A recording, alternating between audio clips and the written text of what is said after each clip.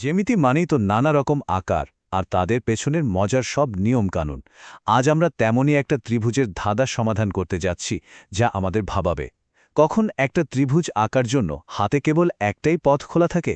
চলুন এই অনুসন্ধানটা শুরু করা যাক। আচ্ছা, মূল প্রশ্নটা তাহলে কি? ধরুন দুটো বাহুর দৈর্ঘ্য আর একটা কোণ দেওয়া হলো, কিন্তু কোণটা ওই বাহু দুটোর মাঝখানে নেই।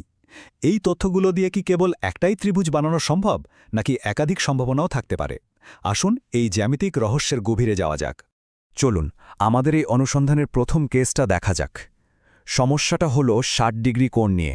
আমরা দেখব নির্দিষ্ট কিছু মাপ ব্যবহার করে আমরা কি একটা অনন্য ত্রিভুজ তৈরি করতে পারি, নাকি অন্য কিছু ঘটে। তো আমাদের হাতে কি তথ্য আছে? একটা বাহু হলো ৬ সেমি, যেটা আমাদের ৬০ ডিগ্রি কোণের ঠিক পাশেই থাকবে, আর অন্য বাহুটা ৭ সেমি, যেটা থাকবে ওই কোণের একদম উল্টো দিকে। এই তথ্যগুলো ব্যবহার করেই আমরা আমাদের প্রথম ত্রিভুজটা আঁকার চেষ্টা করব। বেশ, তাহলে আর দেরি কেন? চলুন আঁকা শুরু করি। প্রথম কাজ হলো একটা ৬ সেমি লম্বা সরল রেখা টানা। এরপর এই রেখার যে কোনো এক প্রান্তে চাঁদার সাহায্যে ঠিকঠাক ৬০ ডিগ্রি একটা কোণ তৈরি করতে হবে। আর এই ধাপটাই কিন্তু সবচেয়ে মজার আর জরুরি। এখন আমাদের লাগবে একটা পেন্সিল কম্পাস। তাতে ৭ সেমি মাপ নিয়ে কোণের শীর্ষবিন্দুতে বসিয়ে একটা বৃত্তচাপ আঁকতে হবে। আমাদের আসল লক্ষ্য হলো এটা দেখা যে এই বৃত্তচাপটা কোণের অন্য বাহুটাকে কোথায় গিয়ে ছেদ করে। আর এই তো এখানেই কিন্তু আমাদের প্রথম সূত্রটা পাওয়া গেল।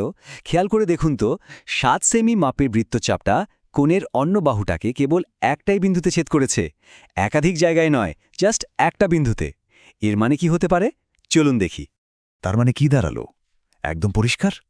যেহেতু একটাই ছেদবিন্দু, তার মানে এই শর্তগুলো মেনে চললে ত্রিভুজও আঁকা যাবে মাত্র একটাই, একদম অনন্য একটা ত্রিভুজ। কিন্তু কেন কেন এমন হলো? তো আমরা তো দেখলাম যে একটাই ত্রিভুজ হচ্ছে, কিন্তু এর পেছনের কারণটা কি? নিশ্চয়ই কোনো একটা নিয়ম কাজ করছে এখানে, তাই না? চলুন তো সেই গোপন নিয়মটা খুঁজে বের করার চেষ্টা করা যাক। এর উত্তরটা কিন্তু লুকিয়ে আছে ওই দুটো বাহুর দৈর্ঘ্যের মধ্যেই। আচ্ছা, বাহু দুটো কি ছিল? ৭ সেমি আর ৬ সেমি। এদের মধ্যে কি কোনো বিশেষ সম্পর্ক আছে যা পুরো ব্যাপারটা ঠিক করে দিচ্ছে? এইখানে তাকালেই ব্যাপারটা পরিষ্কার হয়ে যাবে। দেখুন, কোণের উল্টো দিকের যে বাহুটা, মানে ৭ সেমি, সেটা কিন্তু অন্য বাহুটার মানে ৬ সেমি থেকে লম্বা। আর এটাই হলো আসল কথা। তাহলে আমরা একটা নিয়ম পেয়ে গেলাম। ব্যাপারটা হলো, যদি কোণের বিপরীত বাহুটা অন্য বাহুটার থেকে লম্বা হয়, তাহলে সব সময় কেবল একটাই ত্রিভুজ আঁকা সম্ভব হবে। এটাকে আমরা বলতে পারি এক ত্রিভুজ নিয়ম। আচ্ছা, একটা নিয়ম তো পেলাম, কিন্তু সব ভালো তত্ত্বের মতোই এটাকেও তো পরীক্ষা করে দেখতে হবে, তাই না? চলুন এবার একটা অন্য কেস দেখি। এবার কোণটা কিন্তু সূক্ষ্ম কোণ নয়, একটা স্থূল কোণ, ১০৫ ডিগ্রি। তো এই কেসে আমাদের হাতে কি আছে? কোণের পাশের বাহুটা ৬ সেমি, কিন্তু এবার কোণের উল্টো দিকের বাহুটা হলো ৯ সেমি, আর কোণটা বেশ বড়, ১০৫ ডিগ্রি। দেখা যাক আমাদের আগের নিয়মটা এখানেও খাটে কি না। প্রসেসটা কিন্তু একদম একই। প্রথমে ৬ সেমি লাইন, তার এক প্রান্তে ১০৫ ডিগ্রি কোণ, আর সব শেষে অন্য শীর্ষবিন্দু থেকে ৯ সেমির একটা বৃত্তচাপ। চলুন দেখি কি হয়। এবং দেখুন, ফলাফল একদম একই। এখানেও বৃত্তচাপটা লাইনটাকে মাত্র একটাই বিন্দুতে কেটেছে। তার মানে আমাদের তত্ত্বটা ঠিক, এখানেও একটাই ত্রিভুজ সম্ভব। তাহলে ব্যাপারটা কি দাঁড়ালো? এখানেও কিন্তু কোণের বিপরীত বাহুটা মানে ৯ সেমি, অন্য বাহুটা অর্থাৎ ৬ সেমির চেয়ে লম্বা। তার মানে আমাদের এক ত্রিভুজ নিয়মটা শুধু সূক্ষ্মকোণের জন্য নয়, স্থূলকোণের জন্য একদম সত্যি। বেশ, তাহলে একটা ত্রিভুজ কখন আঁকা যায় সেটা তো আমরা বুঝে গেলাম, কিন্তু এখানে একটা টুইস্ট আছে। কি হবে যদি আমরা দুটো ত্রিভুজ আঁকতে চাই? সেটাও কি সম্ভব? আর এখানেই পুরো ধাঁধার সমাধানটা লুকিয়ে আছে। আমরা কি দেখলাম? কোণের বিপরীত বাহুটা যদি লম্বা হয়, তাহলে ত্রিভুজ হবে একটা। কিন্তু যদি ঠিক এর উল্টোটা হয়, মানে কোণের উল্টো দিকের বাহুটা যদি অন্যটার চেয়ে ছোট হয়, তখন কি হবে? ঠিক ধরেছেন, তখন কম্পাসের চাপটা লাইনটাকে দুটো আলাদা জায়গায় কাটতে পারে, আর তার ফলেই তৈরি হয় দুটো আলাদা ত্রিভুজ আঁকার সম্ভাবনা। তাহলে দেখা গেল জ্যামিতির এই আপাতদৃষ্টিতে সরল নিয়মগুলোর পেছনে কত গভীর যুক্তি কাজ করে। শুধু বাহুর দৈর্ঘ্যের একটু এদিক ওদিক হলেই পুরো ফলাফলটাই পাল্টে যায়। এটা আমাদের ভাবতে বাধ্য করে যে আমাদের চারপাশে এমন আরও কত জ্যামিতিক রহস্য লুকিয়ে আছে, যা হয়তো আমরা এখনও খেয়ালই করিনি। জ্যামিতি মানেই তো একটা নকশা ফলো করা, তাই না? ঠিক যেন রান্নার রেসিপি, সব উপকরণ ঠিকঠাক দিলে ফলটাও পারফেক্ট হওয়ার কথা। কিন্তু সবসময় কি তাই হয়? কি হবে যদি মাপ যোগ সব ঠিকঠাক থাকার পরেও জিনিসটা তৈরি না করা যায়? তো আজকে ধাঁধাটা ঠিক এটাই।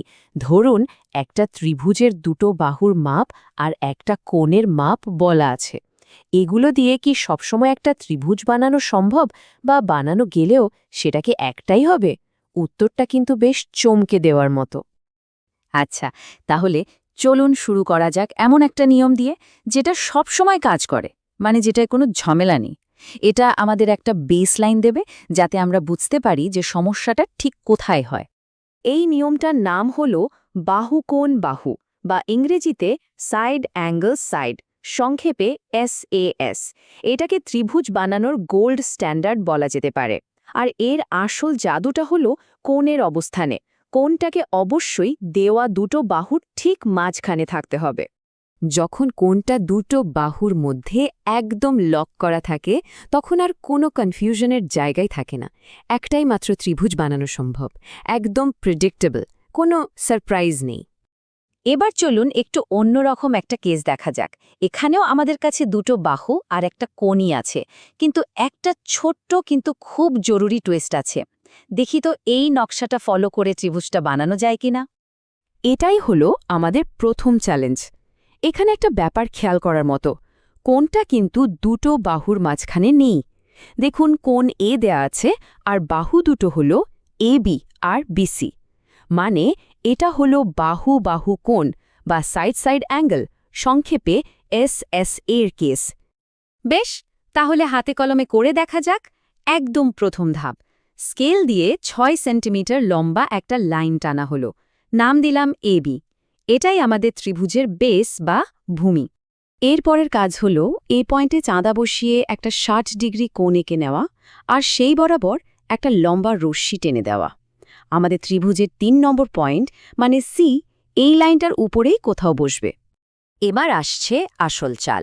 আমরা তো জানি BC এর মাপ হলো 7 সেমি, তো কম্পাসটাকে B পয়েন্টে বসিয়ে 7 সেমি মাপ নিয়ে একটা বৃত্তচাপ আঁকা যাক। আর ওই তো দেখুন, বৃত্তচাপটা আগের লাইনটাকে একটা পয়েন্টে কেটেছে। পেয়ে গেছি আমাদের C বিন্দু। ব্যাস, হয়ে গেল, ত্রিভুজটা সফলভাবে তৈরি। তার মানে এই ক্ষেত্রে বাহু বাহু কোণ বা SSA নকশাটা কিন্তু বেশ ভালোভাবেই কাজ করল। আমরা সুন্দর একটা ত্রিভুজ পেলাম। তাহলে কি ধরে নেব যে SSA নিয়মটাও বেশ নির্ভরযোগ্য, যেহেতু আগেরবার কাজ করেছে? কিন্তু দাঁড়ান, যদি শুধু মাপগুলো একটু বদলে দিই, তাহলে কি হবে? চলুন সেটাই দেখা যাক। এই যে দেখুন, এখানেই SAS আর SS এর মধ্যে আসল পার্থক্যটা পরিষ্কার বোঝা যাচ্ছে।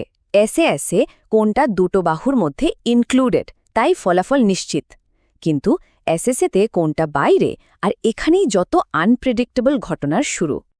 এবার এমন একটা চ্যালেঞ্জ নেওয়া যাক যেটা দেখাবে এই পদ্ধতিটা কখন ফেল করে। মাপগুলো হলো একটা বাহু 5 সেমি, কোণ A হলো 45 ডিগ্রি, আর তার ঠিক উল্টো দিকের বাহুটা হলো 4 সেমি। প্রসেসটা কিন্তু একদম আগের মতোই। প্রথমে 5 সেমি বেস লাইন, তারপর A পয়েন্টে একটা 45 ডিগ্রি কোণ, আর শেষে B পয়েন্ট থেকে 4 সেমি মাপের একটা বৃত্তচাপ। দেখা যাক এবার কি হয়। আর এই তো এখানেই সমস্যা। ভালো করে দেখুন, 4 সেন্টিমিটারের বৃত্তচাপটা 45 ডিগ্রি লাইনটা পর্যন্ত পৌঁছাতেই পারছে না, যেন মাঝপথেই শেষ হয়ে গেছে। তার মানে এই মাপ দিয়ে ত্রিভুজটা বানানোই অসম্ভব। ব্যাপারটা ভাবার মতো, তাই না? দুটোই তো SSA এর কেস, তাহলে একটাতে সুন্দর ত্রিভুজ তৈরি হলো আর অন্যটাতে হলোই না কেন? এর উত্তরটা লুকিয়ে আছে বাহুগুলোর মাপ আর ত্রিভুজটার উচ্চতার মধ্যে একটা সম্পর্কে। এই সম্পর্কটাই ঠিক করে দেয় যে আমরা আদৌ কোনো ত্রিভুজ আঁকতে পারবো কিনা, আর পারলে কটা আঁকতে পারবো, শূন্যটা, একটা নাকি দুটো। ব্যাপারটা বুঝতে হলে চলুন একটা জিনিস কল্পনা করি। B পয়েন্ট থেকে উল্টো দিকের বাহুটার ওপর একটা লম্ব টানা হলো, মানে একটা উচ্চতা। এই উচ্চতা বা হাইট, যেটাকে আমরা H বলছি, সেটাই হলো আসল খেলোয়াড়। এই টেবিলটা দেখুন, এখানে SSA এর পুরো রহস্যটা খোলাসা করা আছে। ওই যে কোণের উল্টো দিকের বাহু মানে B আর ত্রিভুজের উচ্চতা বা এইচ এদের মধ্যে সম্পর্কটা কেমন তার উপর নির্ভর করে সবকিছু। কখনো কোনো ত্রিভুজই হবে না, কখনো একটা হবে, আবার কখনো দুটোও হতে পারে। আমাদের যে কেসটা ফেল করল সেখানে উল্টো দিকের বাহুটা উচ্চতার চেয়েও ছোট ছিল, মানে প্রথম শর্তটা মিলে গিয়েছিল, তাই ত্রিভুজ বানানো যায়নি। এই কথাটা কিন্তু পুরো ব্যাপারটাকে দারুণভাবে বুঝিয়ে দেয়। কখনো আমরা একটি ত্রিভুজ পাচ্ছি, কখনো দুটি ত্রিভুজ এবং কখনো কোনো ত্রিভুজই পাচ্ছি না। এটা আমাদের মনে করিয়ে দেয় জ্যামিতিতে যা দেখতে খুব সহজ মনে হয় তার ভেতরেও অনেক গভীর আর অবাক করা ব্যাপার থাকতে পারে। তাহলে এই পুরো আলোচনা থেকে আমরা আসলে কি শিখলাম? এর মূল বিষয়টা কি? আসল শিক্ষাটা হলো জ্যামিতিতে শুধু আলাদা আলাদা মাপের কোনো গুরুত্ব নেই, আসল হলো তাদের মধ্যেকার সম্পর্কটা। এই এসএসএর ক্ষেত্রে সবকিছু নির্ভর করে ওই কোণের উল্টো দিকের বাহু, পাশের বাহু আর ওই যে লুকিয়ে থাকা উচ্চতা, এই তিনজনের মধ্যেকার সূক্ষ্ম ব্যালেন্সের উপর। শেষ করার আগে একটা প্রশ্ন রেখে যাই, জ্যামিতির মতো আমাদের জীবনেও কি এমন অনেক জায়গা আছে যেখানে এই নিয়মকানুনগুলো খুব সাধারণ, কিন্তু শুরুর শর্তগুলো একটু এদিক ওদিক হলেই ফলাফলটা একেবারে বদলে যায়? ভেবে দেখার মতো একটা বিষয়, তাই না?